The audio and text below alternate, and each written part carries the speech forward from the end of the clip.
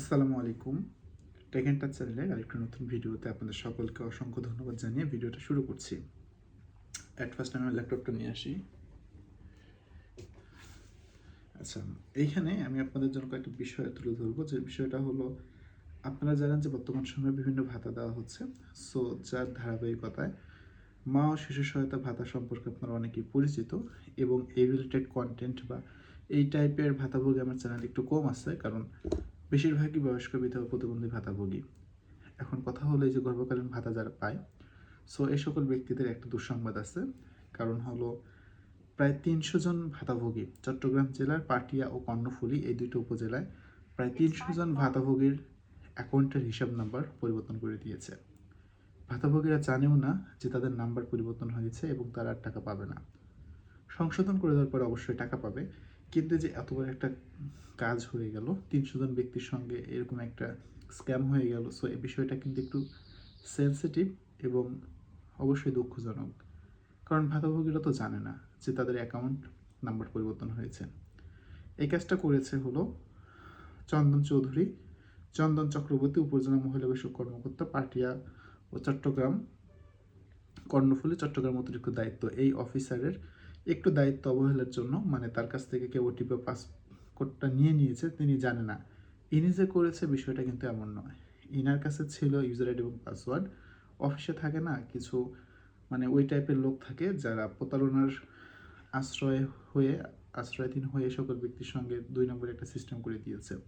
So এই চন্দন চক্রবর্তীকে ঢাকা থেকে মন্ত্রণালয়ের ওয়েবসাইট থেকে চিঠি এবং কারণ দর্শানোর বিষয়ে বলেছে, যার পরিপ্রেক্ষিতে আমি আপনাদের জন্য ভিডিওটা বানালাম।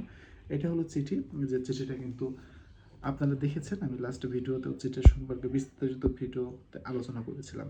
সো এখন এই বিষয়ে কি করণীয়, ইনাদের নাম্বার কি পরবর্তীতে টাকা পাবে? এরকম একটা ক্রাইম ইতিমধ্যে পূর্বেও হয়েছিল, যে কারণে নাম্বারটা পরিবর্তন করে দিলে হয়তো পরবর্তীতে টাকা পাবে। আর যদি অন্য কারো নাম্বার থাকেও, তাও তারা টাকা পাবে না। কারণ ইতিমধ্যে মা ও শিশু সহায়তার যিনি সহকারী পরিচালক ফ্লোরা ইয়াসমিন ম্যাডাম, উনি কিন্তু কঠোরতম স্থানে যাচ্ছে এই সকল বিষয়গুলো নিয়ে। কারণ বাংলাদেশ তো, এদেশে সবই সম্ভব। একজন অসহায় দুস্থ মানুষের ভাতা মেরে দিচ্ছে, এটা কি দুঃখজনক বিষয় না? সামান্য কিছু টাকা, যে টাকার লাভ্যাংশ কম, ৮০০ টাকা করে দেয় প্রতি মাসে একজন ব্যক্তি, মা ও তার সন্তানের জন্য।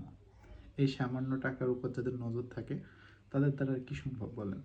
সো এই যে টাকাটা মেরে দিল, অবশ্যই এই বিষয়ে পদক্ষেপ নিবে, মন্ত্রণালয় ব্যবস্থা নিবে। তবে আপনারা যারা এই ৩০০ জন রয়েছেন, আপনারা মন খারাপ করবেন না, আপনাদের টাকা আপনাদের অ্যাকাউন্টেই যাবে। কারণ ইতিমধ্যে ম্যাডাম ফ্লোরা ইয়াসমিন কিন্তু একটা কঠোরতম সিদ্ধান্ত মন্ত্রণালয় থেকে নিয়েছে, যে যার আইডি কার্ড তার এগেনস্টে সিন থাকতে হবে, না হলে সে ডিসেম্বর থেকে ভাতা পাবে না। কেন বললাম এই কথাটা, ডিসেম্বর থেকে ভাতা পাবে না? কারণ হলো ইতিমধ্যে চিঠি ইস্যু করে দিয়েছে যে ডিসেম্বর থেকে ভাতা বাদ হয়ে যাবে। আমি যদি স্ক্রিনটা দেখাই, জানি না দেখা যাবে কিনা। এখানে দেখুন লেখা আছে যে সুন্দর করে ডিসেম্বর ২৫-এর পরবর্তী সময় নিজ জাতীয় পরিচয়পত্রের এগেইনস্ট ছাড়া যে সকল অ্যাকাউন্ট করা আছে, ওই সব অ্যাকাউন্টের টাকা কিন্তু আর প্রবেশ করবে না। দ্যাটস ওয়াই ভাতাভোগীদের নাম্বার যদি পরিবর্তন করা হয়, মিসম্যাচ থাকলে কোনোভাবেই টাকা ঢুকবে না। আপনারা হয়রানি হবেন না, বা এই ভিডিওটা দেখে অনেকে হয়তো বিভ্রান্তিকর করতে পারেন। আর মা ও শিশু সহায়তা দেয় এক মন্ত্রণালয়, ভাতা প্রতিবন্ধী সমাজসেবা থেকে দেয়, দুটো কিন্তু ২ অফিস ২ মন্ত্রণালয় থেকে। অনেকে প্যাচ লাগিয়ে ফেলেন, লাস্ট ভিডিওতে অনেকে ক্লিয়ার হয়তো বুঝতে পারেনি যেটা কাদের জন্য প্রযোজ্য। এই জন্য ভিডিওগুলো সম্পূর্ণ দেখতে হয়, এবং ভিডিওতে কোথায় কী ইনফরমেশন দিলাম এই টপিকগুলো মনোযোগ সহকারে শুনতে হয়।